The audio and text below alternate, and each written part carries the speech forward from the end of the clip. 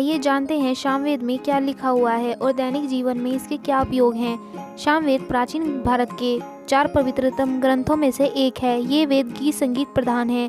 सामवेद का अर्थ गान होता है, इसलिए इस वेद का नाम सामवेद रखा गया। सामवेद में संकलित मंत्र देवताओं की स्तुति के समय गाए जाते थे।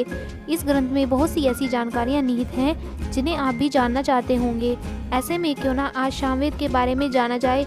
तो चलिए आज जानते हैं सामवेद में लिखित ज्ञान और उसके दैनिक जीवन में उपयोग के बारे में। वेद में कुल 1875 मंत्र हैं, जिनमें से 61 मंत्रों के अतिरिक्त से सभी मंत्र ऋग्वेद से लिए गए हैं। सामवेद के मंत्र समानी कहलाते हैं। सभी वेदों के चुनिंदा अंश इस वेद में समाहित हैं।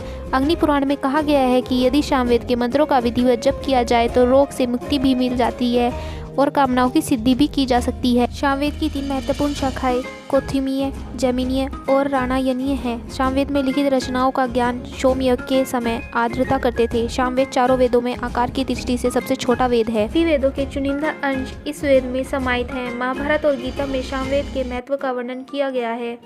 भारतीय संगीत में सामवेद का महत्वपूर्ण योगदान रहा है। सामवेद की जिस गायन पद्धति का वर्णन मिलता है उसे आधुनिक हिंदुस्तान और कर्नाटक संगीत में स्वरों के क्रम में सा रे गा मा पा धा नी सा के नाम से जाना जाता है।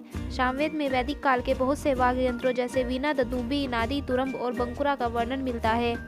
सामवेद में लिखित मंत्र से स्पष्ट करते हैं कि वैदिक ऋषि ऐसे वैज्ञानिक सत्य जानते थे जिन्हें जानने में आधुनिक वैज्ञानिकों को हजारों वर्ष लग गए।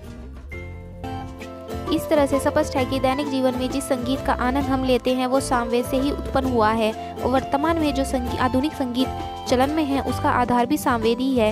इस तरह से स्पष्ट है कि सामवेद वर्तमान में भी अपना महत्व बनाए हुए है और उस भारतीय संगीत के क्षेत्र में इसका महत्वपूर्ण अतुलनीय योगदान है। उम्मीद है आपको सामवेद के बारे में यह जानकारी पसंद आई होगी। प्लीज़ लाइक सब्सक्राइब करना ना भूलें।